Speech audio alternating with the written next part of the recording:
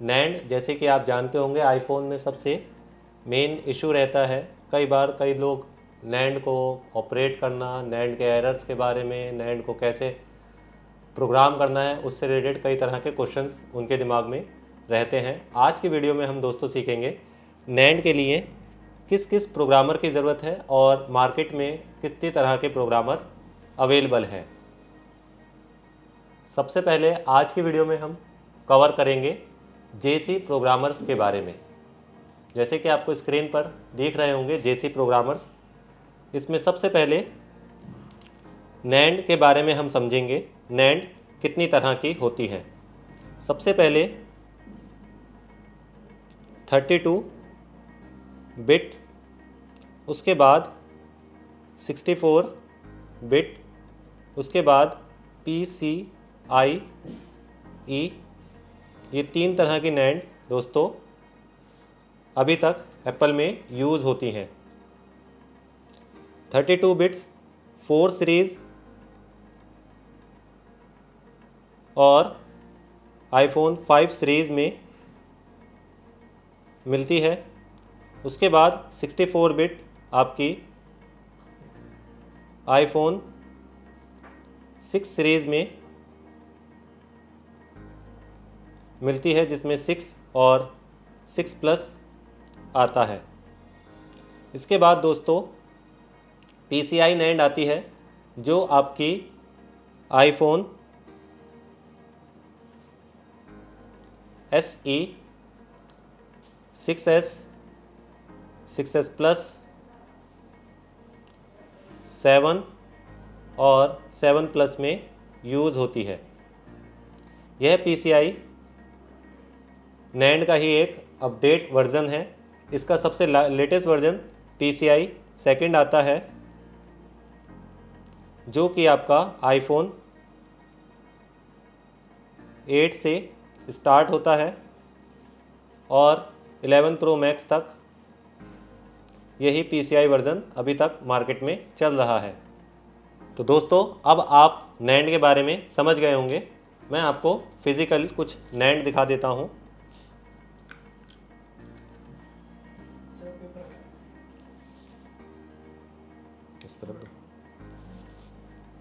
ये दोस्तों अभी तक की आईफोन में यूज़ होने वाली नैंड्स हैं, जिसमें सबसे पहली 32 बिट है और दूसरी 64 है। उसके बाद PCI 1 है, जो कि आईफोन सीरीज़ में है, आईफोन 7 सीरीज़ में।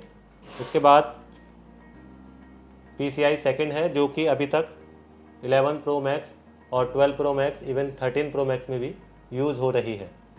आज हम इनकी प्रोग्रामिंग के बारे में समझेंगे और देखेंगे कि मार्केट में इन्हें प्रोग्राम करने के लिए कौन कौन से बॉक्स अवेलेबल हैं और उनमें क्या क्या फ़र्क है।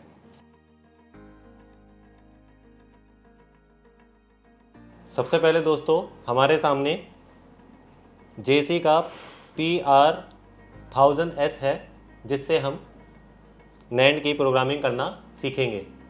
PCA S1000 जेसी 1000S से आप 32 बिट और 64 बिट की प्रोग्रामिंग कर सकते हैं। इसके लिए आपके पास इस तरह का होस्ट होना ज़रूरी है। यह होस्ट आईफोन 5 और आईफोन 6 सीरीज़ तक के फ़ोनों को प्रोग्राम कर सकता है, जिसमें आपका आईफोन 6 और 6 प्लस तक की प्रोग्रामिंग आती है। चलिए हम इससे प्रोग्रामिंग करके देखते हैं। सबसे पहले इसे आपको सिस्टम से कनेक्ट करना होगा, या आप इसे किसी भी टाइप सी केबल से सप्लाई देंगे। उसके बाद इसके साथ होस्ट कनेक्ट कर देंगे। फिर आप इसमें एक नैंड पर डॉट देखेंगे और डॉट की डायरेक्शन से इसे प्लेस करेंगे।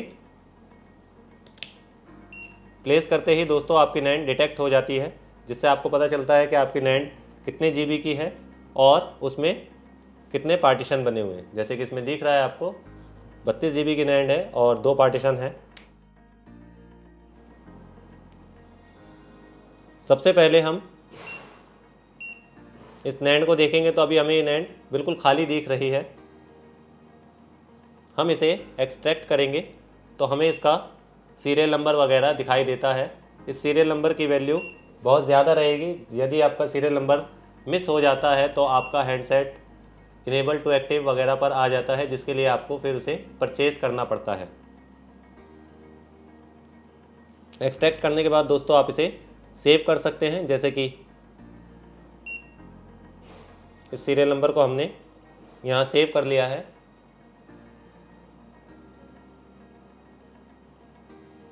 अब इसे क्या करेंगे, हम इसी NAND को अब हम फॉर्मेट कर देंगे।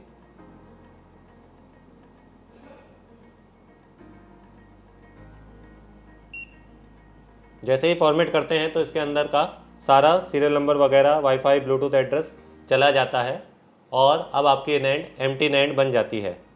यदि आपको अपग्रेड करना है NAND को तो इसी तरह की खाली NAND आपको लेनी पड़ती है मार्केट से या डोनर से, आप किसी भी जगह से ये ले सकते हैं। 2 ऑप्शंस इसके लिए आपके पास अवेलेबल होते हैं।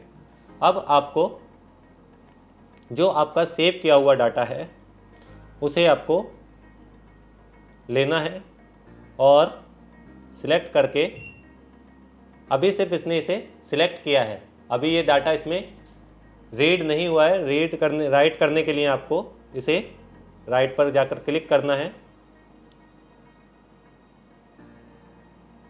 और ये डाटा आपका राइट हो जाएगा। दोस्तों ये 2 काम हमें ज़्यादातर एरर्स के लिए करने होते हैं। जैसे हमारे पास 4013 एरर आता है या 4014 एरर आता है या 2005 एरर आता है या 2009 एरर आता है, उन सब के लिए आपको NAND को प्रोग्राम करना पड़ता है। या कभी कभी क्लाइंट आपके पास आता है जो कहता है कि मेरी हार्ड डिस्क को अपग्रेड करना है, 32 से 64 बनाना है या 16 से 32 बनाना है, तो भी आपको इन प्रोग्रामर की ज़रूरत पड़ती है। याद रखिए दोस्तों, ये जो प्रोग्रामर है ये सिर्फ iPhone 6 प्लस तक कंपैटिबल है। इससे ऊपर के मॉडल के लिए आपको दूसरे प्रोग्रामर को परचेज़ करना पड़ता है, जो कि अभी हम आगे की वीडियो में देखेंगे कि उससे हम कैसे काम कर सकते हैं या उसे कैसे यूज़ करेंगे। अब हम इसे एक्सट्रैक्ट करके देखते हैं। यहाँ देखिए दोस्तों, हमारी NAND फिर से सीरियल नंबर के साथ राइट हो चुकी है। अब इस NAND को हम जिस फ़ोन में आपको लगाना है या जिस फ़ोन से आपने निकाली है उस पर लगाना है, तो उस पर आप इसे प्लेस कर सकते हैं।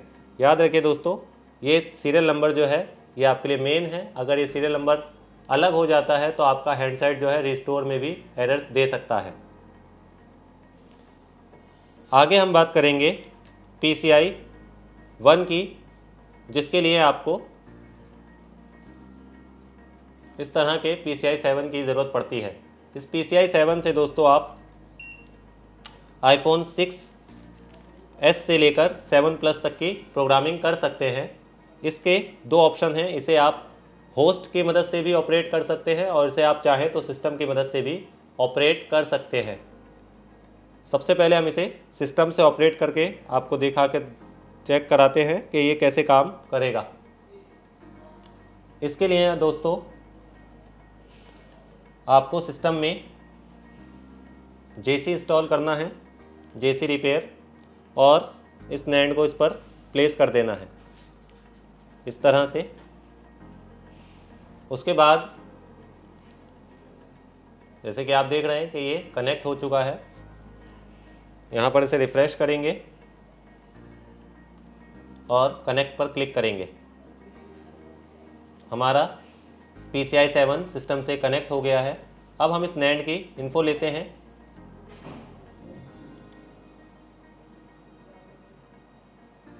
यदि हमें इस NAND को फॉर्मेट करना है, यानी इसका कोई एरर निकालना है, तो सबसे पहले हम इसका बैकअप की पर जाकर क्लिक करेंगे और इसका बैकअप ले लेंगे। इस बैकअप को आप कोई भी नाम दे सकते हैं, जैसे मैंने इसे iPhone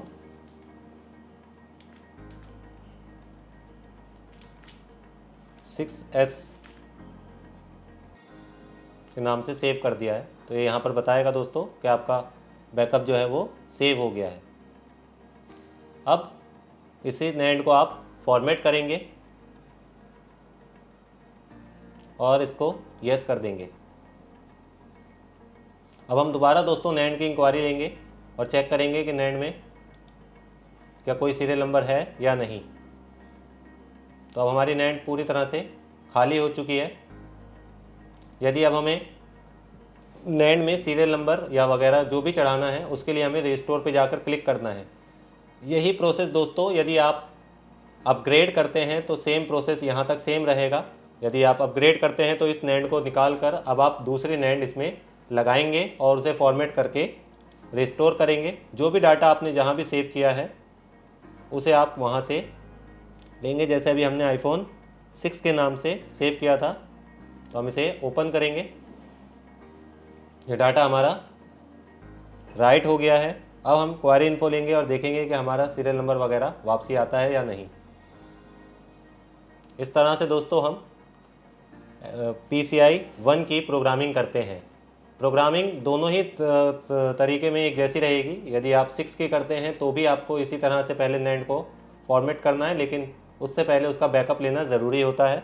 बैकअप से ये फ़ायदा रहता है कि यदि आप उस नैंड को मिसप्लेस भी कर देते हैं या फिर उसका डाटा एक्सट्रैक्ट भी नहीं कर पाते हैं दोबारा में, तो आपके पास एक डाटा होता है जिसकी वजह से आपको नया डाटा खरीदने की ज़रूरत नहीं पड़ती है।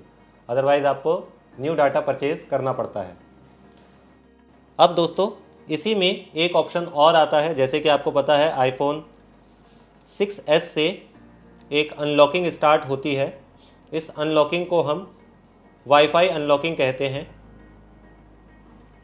वाईफाई अनलॉकिंग जो है उसके लिए आपके पास दो तरह के मार्केट में बॉक्स हैं। एक बॉक्स जो आपके सामने रखा है जिसके लिए आपको नैंड को रिमूव करना पड़ता है, जिसे हम PCI P7 बोलते हैं।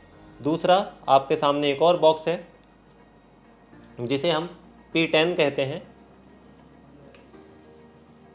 इससे दोस्तों आप बिना नैंड को निकाले भी सेट को DFU में ले जाकर वाईफाई को अनलॉक कर सकते हैं। यदि दोस्तों आप वाईफाई को अनलॉक नहीं करेंगे तो आप iPhone 6s से ऊपर की वाईफाई को रिपेयर नहीं कर पाएंगे। यदि आप उसे पूरी तरह से प्लेस भी कर देते हैं तो नैंड को अनलॉक करना ज़रूरी रहेगा। नैंड को अनलॉक करने के लिए मार्केट में P10 और आपका P7 भी है।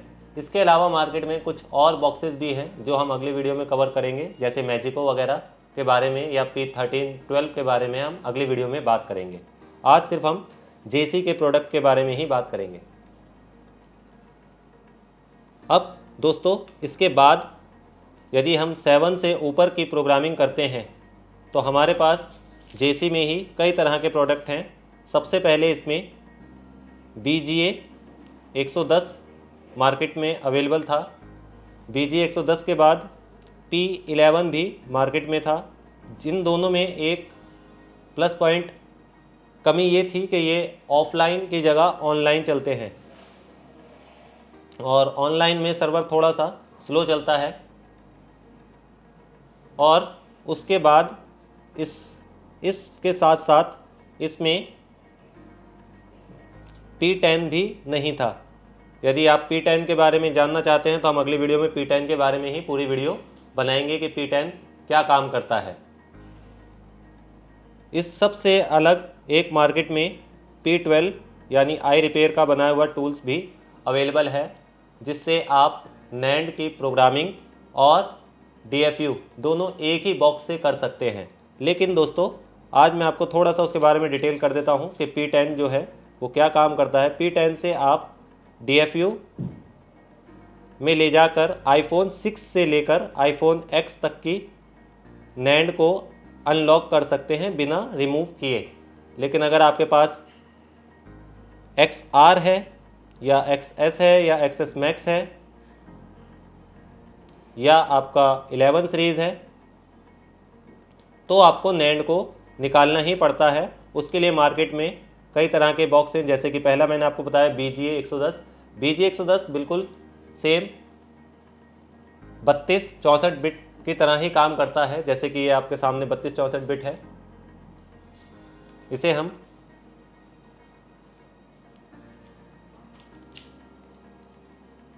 iPhone 6 की प्रोग्रामिंग के लिए यूज़ करते हैं। इसी तरह से आपका BGA 110 होता है। इसके अलावा यदि कोई यूज़र होस्ट के साथ उसे नहीं चलाना चाहता तो 11 भी इस तरह के फंक्शन के साथ काम करता है। उसमें आपको होस्ट की ज़रूरत नहीं होती है, आप उसे सिस्टम से भी चला सकते हैं जैसे हम P7 को यूज़ करते हैं। लेकिन यदि आप P7 या BGA 110 या P11 लेते हैं तो आपको P10 भी साथ में परचेज़ करना पड़ता है ताकि आप नैंड को DFU में ले जाकर अनलॉक कर सकें।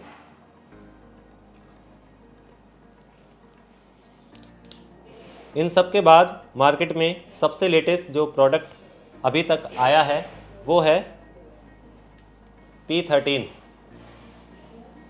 P13 दोस्तों मार्केट में सबसे लेटेस्ट प्रोडक्ट है जेसी प्रोग्रामिंग के लिए। इसमें आप BGA 110 की तरह प्रोग्रामिंग कर सकते हैं, यानी इसमें iPhone 8 से लेकर iPhone 11 Pro Max तक की आप नैंड की प्रोग्रामिंग कर सकते हैं और नैंड को अपग्रेड कर सकते हैं। उसके अलावा यदि आपके पास P10 नहीं है तो P10 की इसके बाद आपको ज़रूरत नहीं पड़ने वाली है। ये सेम P10 का काम भी करता है, यानी आप इससे iPhone 6 से लेकर X तक की बिना नैंड को निकाले अनलॉकिंग भी कर सकते हैं। इसके साथ साथ ये आपका ऑफलाइन चलता है, यानी इसके लिए आपको सर्वर से इसे जोड़ने की ज़रूरत नहीं पड़ती है, सिर्फ आपके फ़ोन में सिस्टम में नेट होना चाहिए जिससे ये काम करेगा। चलिए दोस्तों, आज हम P13 के बारे में ही बात करेंगे कि इसे मार्केट में ये कैसे मिलता है। इसके साथ दोस्तों ये बॉक्स मिलता है जिससे आप इसे और इसके साथ एक लाइटनिंग केबल मिलेगी और एक पर्पल स्क्रीन केबल मिलती है।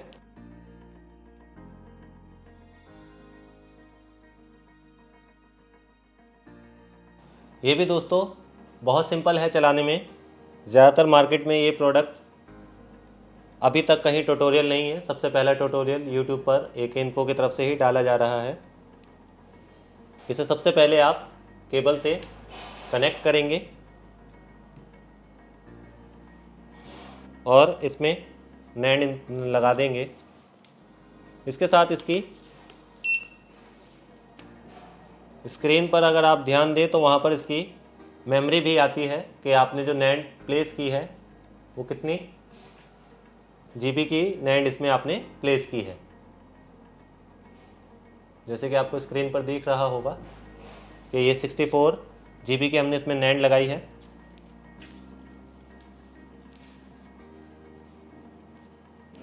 तो दोस्तों P13 चलाने के लिए भी आपको JC पे ही जाना पड़ेगा। इसके लिए आपको नैंड रिपेयर पर जाकर क्लिक करना है और आपका जो भी P13 जिस पोर्ट पर कनेक्ट है वहाँ पर जाकर आप कनेक्ट करेंगे तो आपका P13 का ऑप्शंस दिखने लगेगा। अब हम इस नैंड की इन्फो लेते हैं। ये हमारी नैंड की इन्फो है।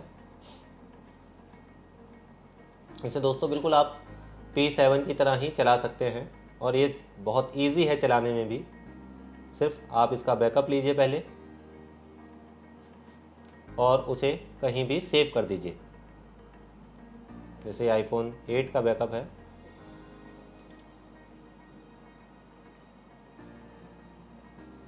ये सक्सेसफुली हमने सेव कर दिया है। उसके बाद हम नैंड को फॉर्मेट कर देंगे। यही काम दोस्तों आपको जब आपकी नैंड में कोई एरर बनता है, जैसे एरर 9 वगैरह या 56 वगैरह एरर बनता है, तो आपको यही काम उसमें करना है। थोड़ा सा वेट करना है जब तक ये कंप्लीट ना हो।